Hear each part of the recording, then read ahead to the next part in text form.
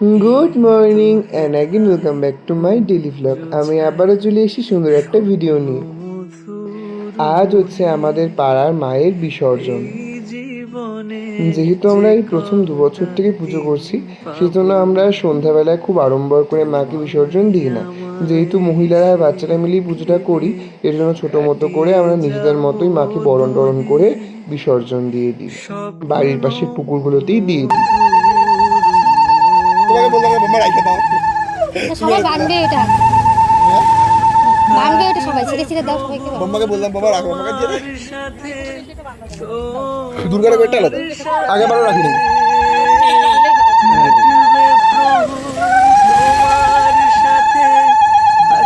নিচে দিটা না। আজকে আর বেশি কেউ বরণ করেনি, প্রথমে আমি করেছি, তারপরে কাকিমুনি করেছে। কারণ খুব একটা সবাই নিরামিষ খায়নি, অনেকেই তো আমিষ খেয়ে নিয়ে এসে, ওর জন্য আমি আর কাকিমুনি বরণ করেছি। আজ প্রায় সবারই মনটা একটু একটু খারাপ, কারণ সেই কবে থেকে পুজোর প্ল্যানিং চলছিল, পুজোটা এলো আর চোখের নিমেষে চলেও গেল। সেই কবে থেকে চলছিল চাঁদা তোলা, প্যান্ডেল করা, বাজার করা, সকলে মিলে আড্ডা দেওয়া, গল্প করা, সব আজ থেকে একদম 1 বছরের জন্য তোলা থাকবে। হয়তো মাঝে মধ্যে হবে, কিন্তু ঠিক আগের মতো একদিনের মতো হবে না। দাও জোগাড় দাও।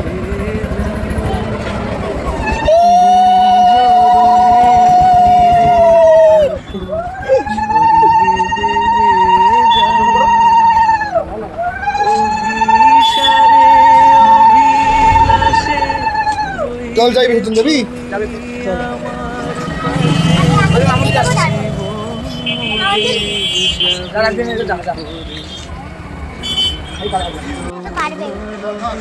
বলো কালী মাইকে, বলো কালী মাইকে, বলো কালী মাইকে।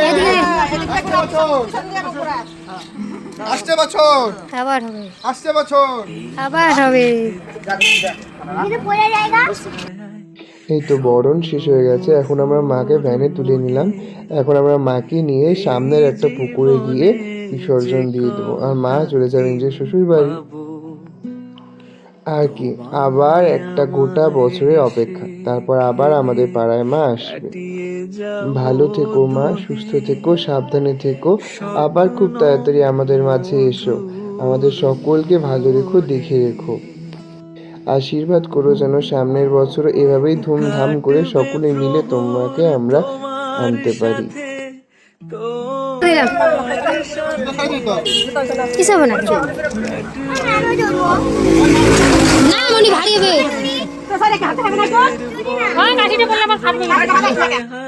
তবে আমরা যে কজনই যাচ্ছি সে কজনই কিন্তু খুব মজা করতে করতে যাচ্ছি।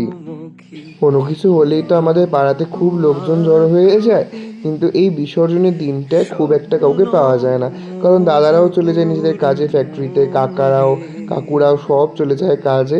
থাকে শুধুমাত্র আমাদের পাড়ার মেয়ে বউরা, মানে কাকিমুনিরা, মারা, বম্মারা, আর আমরা বাচ্চা কাচ্চারা। তবুও যাদের পড়াশোনা থাকে তারা তো যেতে পারে না, ওই যারা থাকে তারাই যায়। আর এই দেখো, আমার ভাগ্নি কিন্তু শুধু আসাম থেকে কালী পুজো দেখার জন্য চলে এসছে মামাবাড়ির এখানে। ওরা গতকালকেই এসছে ভাইফোঁটার দিন। আর এই তো এখন আমরা সবাই মিলে এগিয়ে মাকে নিয়ে যাচ্ছি বিসর্জনের পথে। কিন্তু এখানে একটা সব থেকে বড় সমস্যা হয়ে দাঁড়িয়েছে আমাদের বিসর্জনের ঘাটটা। আমরা প্রতি বছর যেখানে বিসর্জনের দিই, মানে আমরা যেখানে সচরাচর দিয়ে থাকি, বাড়ির পুজো হোক, পাড়ার পুজো হোক, সেখানে ঘাটটা কিন্তু বন্ধ রয়েছে। ওর জন্য আমাদের অন্য একটা ঘাটে দিতে হয়েছে। এই ঘাটটার যা অবস্থা তোমরা একটু পরেই দেখতে পারবে। স্বপ্ন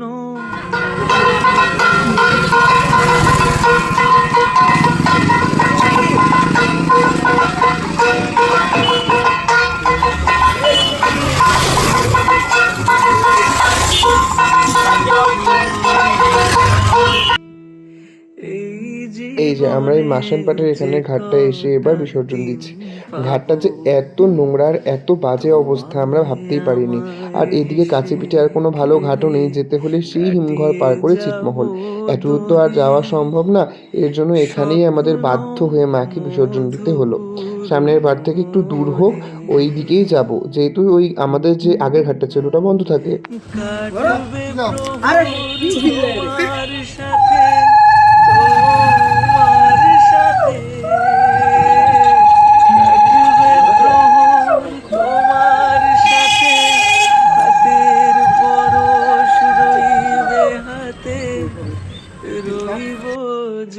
মনে হয় মনে মনে বলছে, এই তোরা আমাকে এই ঘাটটায় এনে ফেললি যেখানে আমার যাওয়ার মতো জায়গায় নেই।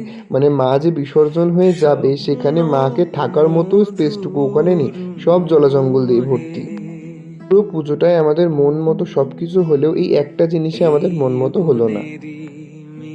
বলো কালী মাইকে, বলো কালী মাইকে। আর আরেকটা আশ্চর্যের বিষয় কি জানো, মা মনে হয় নিজেই এই জলাজঙ্গলটা সহ্য করতে পারেনি, তাই আমরা মাকে উল্টো পাশ করে বিসর্জন দিলেও মায়ের মুখটা সোজা হয়ে গিয়েছে। সবাই বলছিল যে দেখ, মা কিন্তু মনে হয় এই জায়গাটা পছন্দ হয়নি, তাই মা সোজা মুখ করে কিন্তু বিসর্জন নিয়ে নিল। বিসর্জন শেষ করে স্নান খাওয়া দাওয়া করে বিকেলে চলে এসেছিলাম টিউশনে। আর এই দেখো টিউশন শেষ করে যখন আমরা বেরিয়ে পড়ি তখন আমরা এই বিসর্জন যাচ্ছে এটাও দেখতে পেয়েছিলাম। তারপর আমরা চলে এসেছিলাম আমি আর আমার এক বন্ধু ওই কালী পুজোর প্যান্ডেল দেখতে আনন্দ সঙ্গে। এখানে থিমটা বানিয়েছে হচ্ছে স্বর্গ নরক, নরকে কি কি হয় আর স্বর্গে কি কি থাকে সেসব আমরা কিন্তু ভিডিওতে দেখতে পারবে। মরার আগেই একবার নরক দর্শন হয়ে গেল, আর স্বর্গে যেতে পারবো কিনা জানি না, কিন্তু তাও স্বর্গটাও দর্শন হয়ে গেল। এই যে দেখতে পাচ্ছ পুতুলগুলো কিন্তু খুব ভয়ানক, খুব ভয়ানক ভয়ানক সাউন্ড হচ্ছিল।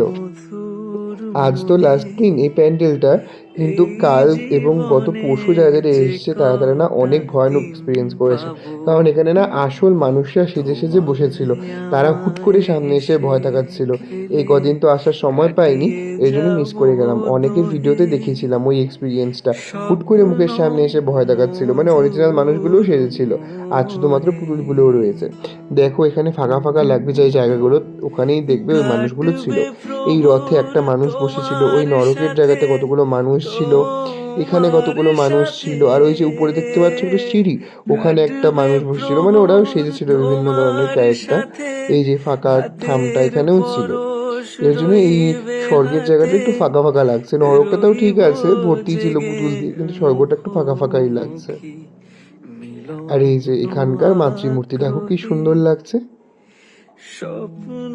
আর এই ছিল আজকের ছোট্ট একটা ব্লগ। আশা করব ভিডিওটা তোমাদের খুব ভালো লেগেছে। তোমাদের সাথে দেখা হবে অন্য কোনো সুন্দর একটা ভিডিওতে। ততক্ষণের জন্য সকলকে টাটা বাই।